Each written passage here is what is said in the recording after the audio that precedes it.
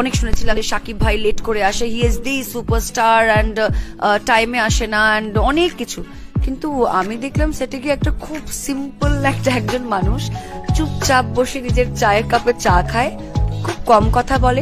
ঢাকার সিনেমার চলচ্চিত্র নায়ক সুপারস্টার সাকিব খান ইতিমধ্যে প্রশংসায় পঞ্চমুখ ইন্টারনেট মাধ্যমে। বর্তমানে বেশিরভাগ ক্ষেত্রে অভিনেত্রীরা সাকিব খানের প্রশংসায় কিছুটা ভেঙে পড়েছে। সাকিবের প্রতি হঠাৎ করে এতটা ভালোবাসা সত্যিটা সবার নজরে পড়েছে।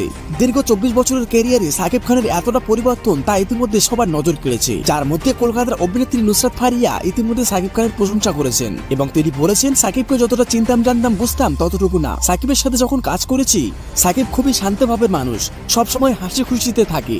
বেশ কিছুদিন আগে ভারতের আসামে এক প্রোগ্রামে সাকিব খানকে দেখেছি, খুব সুন্দর লেগেছে এবং খুব অসাধারণ পারফরমেন্স করেছে। ভারতের নায়িকা ইপিকা পালকে জুটি হিসেবে নিয়ে এই প্রোগ্রাম সত্যিই প্রশংসনীয়। প্রিয় দর্শক, সাকিব খানকে আপনার এখন কেমন লাগে তা অবশ্যই কমেন্ট বক্সে জানাবেন।